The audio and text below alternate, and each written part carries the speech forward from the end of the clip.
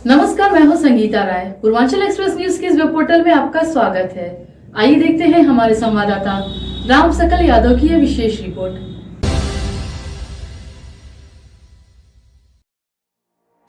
आजमगढ़ मार्टिनगंज विकास खंड परिसर में श्रम एवं सेवा योजन विभाग द्वारा आयोजित रोजगार मेले में पहुंचे प्रदेश के श्रम एवं सेवा योजन मंत्री अनिल राजभर ने समाजवादी पार्टी के साथ ही सुहेल देव भारतीय समाज पार्टी के राष्ट्रीय अध्यक्ष ओम प्रकाश राजभर पर जमकर हमला बोला। मीडिया से बातचीत करते हुए प्रदेश सरकार के मंत्री ने कहा कि सरकार युवाओं को रोजगार दिलाने के लिए संवेदनशील है। उन्होंने बताया कि अभी तक योगी सरकार ने दूसरे कार्यकाल में रोजगार मेले का आयोजन करके करीब 1 लाख युवकों को निजी क्षेत्र में रोजगार दिलाया है, जबकि 2.5 लाख से अधिक युवाओं की काउंसलिंग की गई है। रामचरितमानस पर समाजवादी पार्टी के नेता स्वामी प्रसाद मौर्य के विवादित बयान पर श्री राजभर ने टिप्पणी करते हुए कहा कि यह बयान स्वामी प्रसाद मौर्य का नहीं है, बल्कि अखिलेश यादव ने तुष्टीकरण की राजनीति के तहत जानबूझकर बयान दिलवाया है।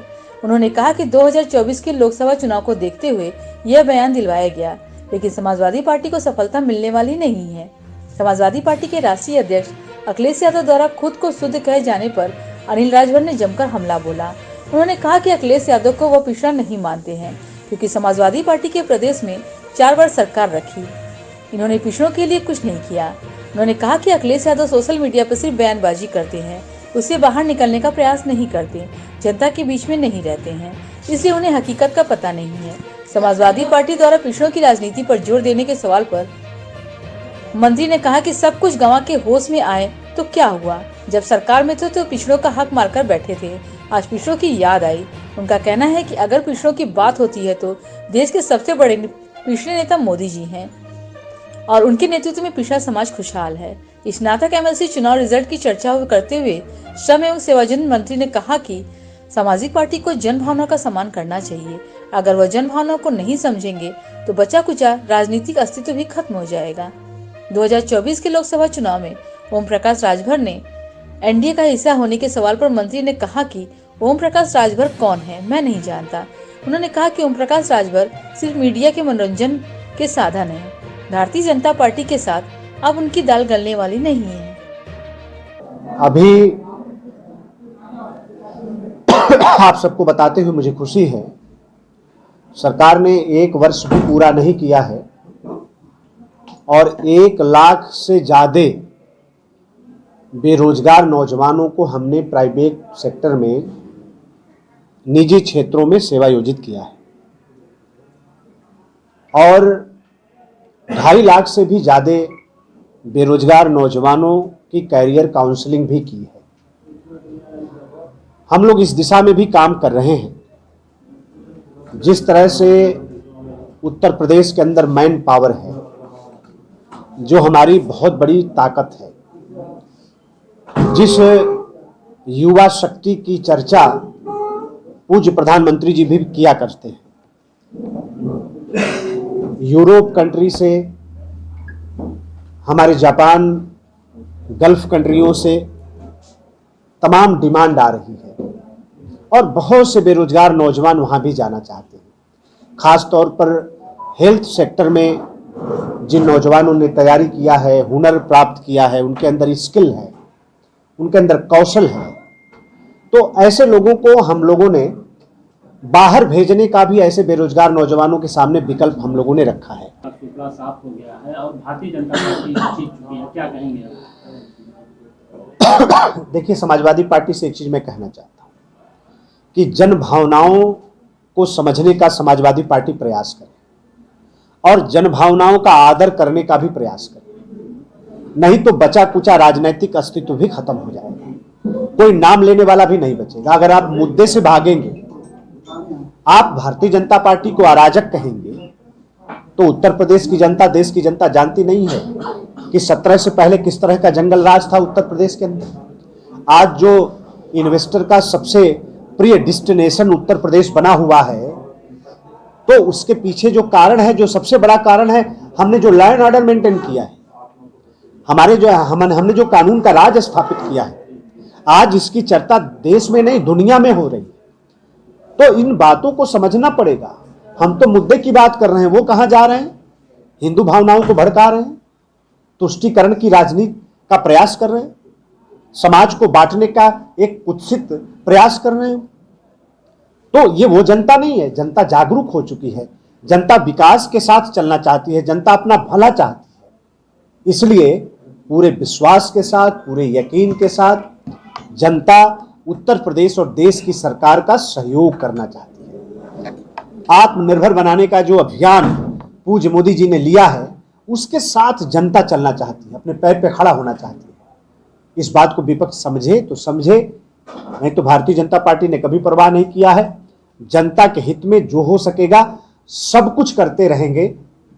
उत्तर प्रदेश को सर्वोत्तम प्रदेश बनाने का जो हम लोगों का संकल्प है, उत्तर प्रदेश सरकार का जो संकल्प है, हमारे श्रद्धेय मुख्यमंत्री जी का जो संकल्प है, उस संकल्प को पूरा करने के लिए हम लोग रात दिन तपस्या करते हैं। सर, 2024 के लोकसभा चुनाव में भारतीय जनता पार्टी ने प्रदेश की 80 सीटों पर जीतने का लक्ष्य रखा था। इस लक्ष्य को हासिल करने के लिए क्या इस बार ओम प्रकाश राजभर भी एनडीए का हिस्सा होंगे? ये कौन है?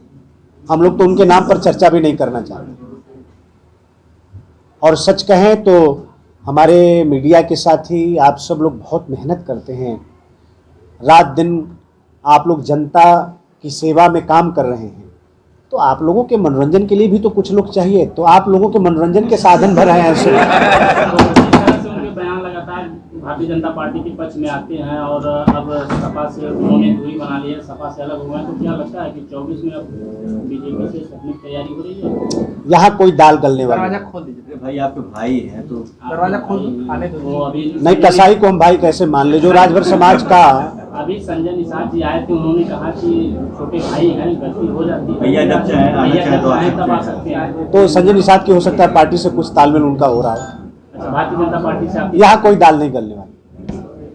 बयान दे रहे हैं, हिंदुओं की भावनाओं को भड़का रहे हैं, और वहीं अखिलेश यादव लगातार उनको प्रमोट करके महासचिव बना रहा है। तो क्या आपको लगता है कि ये अखिलेश यादव की सोची समझी राजनीति है?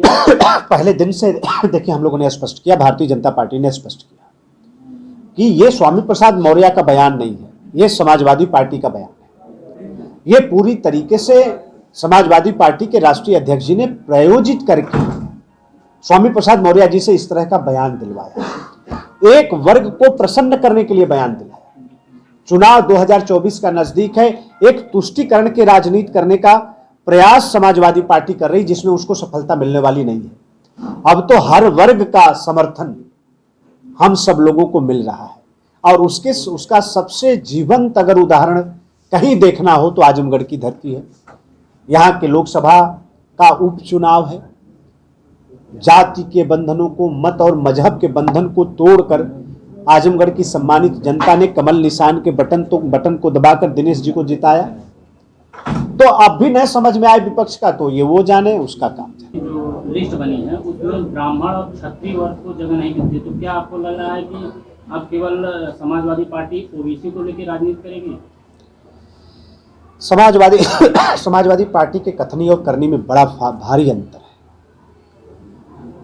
सब कुछ लुटा कर होश में आए तो क्या हुआ? जब इनके पास मौका था तो ये अन्य पिछड़ा वर्ग का हक मार के खा रहे थे, और आज पिछड़ों की बात कर रहे हैं। इस बात को पिछड़ा बहुत अच्छी तरीके से समझता है, और जो अगड़े पिछड़ों की बात देश की राजनीति में कर रहे हैं, मैं उनसे कहना चाहता हूं कि मोदी जी से बड़ा कोई पिछड़ा नेता है क्या हम लोगों के लिए? तो हम लोग बड़ा संतुष्ट हैं मोदी जी को पाकर। इसलिए पिछड़ों के बीच में कोई दाल गलने वाली नहीं हो, कोई और रास्ता लोग तलाश लें। से आते हैं, क्या लगता है आपको कि इनकी राजनीति? नहीं, मुझे तो पिछड़ा कहते हुए भी अखिलेश यादव को शर्म आती है। वो तो अपने आप को शूद्र मानते हैं, तो आप भी पिछड़े? नहीं, वो तो बहुत कुछ अपने आप को मानते हैं। वो माने, अगर वो जनता को इतना नासमझ समझ रहे हैं, तो मैं फिर कह रहा हूं कि भगवान ही उनका मालिक है। और मैं तो कह रहा हूं वो पिछड़े भी नहीं है। कौन सी पिछड़ों की बात की है? 4 बार की सरकार बनाया। हम लोग राजभर कम्युनिटी से आते हैं। हमारे बड़े निषाद भाई यहाँ बैठे होंगे, हमारे बिंद बैठे होंगे, प्रजापति कुम्हार बैठे होंगे, विश्वकर्मा बैठे होंगे, पाल गडेरिया बैठा होगा, हमारा गोड़ खरवार बैठा होगा। दशमलव के भी आंकड़े में हम लोग सरकारी सेवाओं में नहीं है। किसने पाप किया? कभी खुली डिबेट में बैठे ना राष्ट्रीय अध्यक्ष जी, तो ट्विटर पर राजनीति कर रहे हैं, फेसबुक पर राजनीति कर रहे हैं।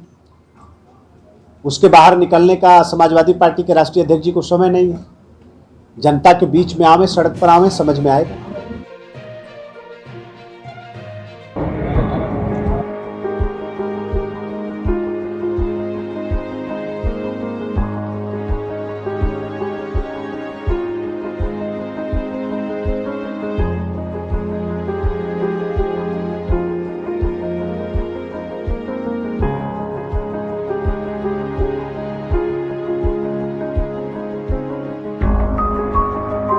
अगर आपको हमारी खबर पसंद आई हो तो हमारे चैनल को लाइक, सब्सक्राइब और शेयर जरूर करें।